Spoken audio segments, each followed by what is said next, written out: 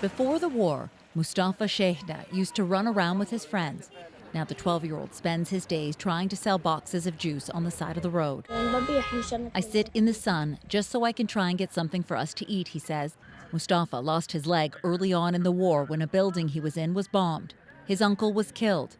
Mustafa now lives in the south with his extended family in a makeshift camp. His parents are still trapped in the north. No one looks at me, he says. I want someone to come and take me out of here. UNICEF estimates at least 1,000 children have had one or two of their legs amputated through to the end of November, but it doesn't have updated numbers. I had many patients, most of them children. Even I had babies. Surgeon Aldo Rodriguez spent 5 weeks in Gaza with Doctors Without Borders. He was shocked at how many amputations he had to perform on children, even toddlers. I didn't understand why a patient had 1 year, 2 years baby had to suffer an amputation. Palestinian doctor Ismail Al-Hams says because of the lack of resources, they were forced to sacrifice limbs in order to save lives. We have to be able to care for every patient that comes to us, not at the level we would like, but at the level we must accept, he says.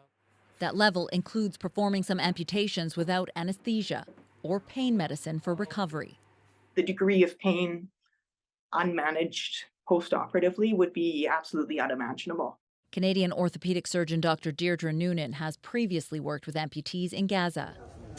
She says children can have a normal life, but only if a number of conditions are met. It's not only surgery, it's not only a prosthesis, it's not only medical care, it's the whole 360-degree picture that would need to be in place for Palestinian people who have sustained an amputation.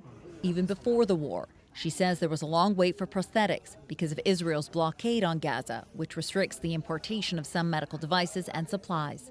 When Mustafa grows up, he says he wants to be able to walk like other kids and hopes he'll be able to get a prosthetic leg to help him do that. Caroline Bargood, CBC News, Winnipeg.